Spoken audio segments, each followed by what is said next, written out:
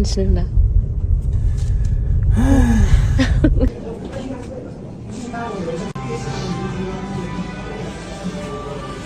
പേടിണ്ടാ?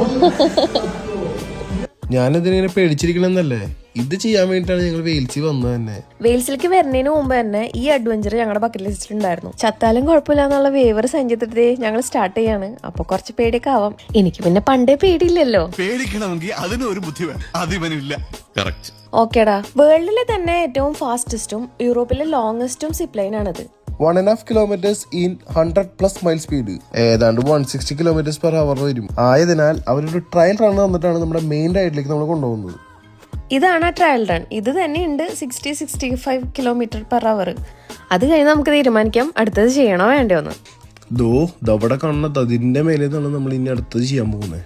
സീസണിൽ ഇത് fully booked ആവുന്നതുകൊണ്ട് ഞങ്ങൾ ഇത് പ്രീ ബുക്ക് ചെയ്തിട്ടാണ് അവിടെ നിന്ന് വന്നത്. വെതർ നല്ലതായതുകൊണ്ട് ഞങ്ങൾ ലക്കിയായിരുന്നു. ഞങ്ങളുടെ ടൈം സ്ലോട്ടിൽ 20 പേരുണ്ടായിരുന്നു. ഞങ്ങളിത് ഇനി ഈ ട്രക്ക് കയറി നേരത്തെ കണ്ട ക്വാറിയുടെ മുകളിലേക്ക് പോവുകയാണ്.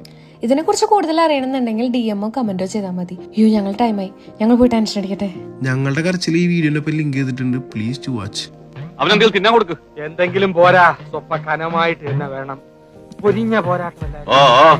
എങ്ങോട്ടാ പോണേ പറയാൻ കൂടില്ല, നോക്ക്. Parys Mountain. പാരീസോ? ഞാൻ വേറെന്താ വെച്ചേ. ബ്രിട്ടാനിയ ബിസ്ക്കറ്റിനായിട്ട് വെച്ചിട്ടുണ്ടാക്കിയത്.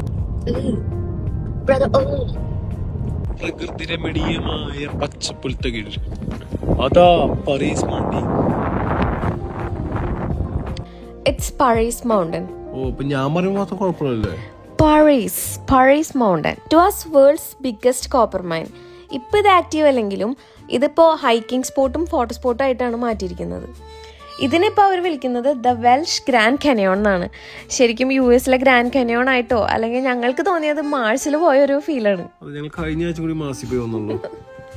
പാരീസ് മൗണ്ടൻ ശരിക്കൊരു must visit place in Wales തന്നെയാണ് കേട്ടോ.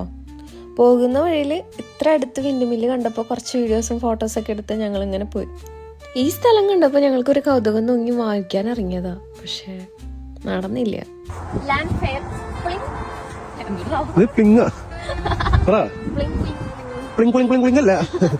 ഇതാണ് ആ സ്ഥലത്തിന്റെ ശരിക്കുള്ള പേര്. ഇത് വായിക്കാൻ നോക്കിയിരുന്നെങ്കിൽ ഞാൻ തലറിഞ്ഞു വീണാനെ.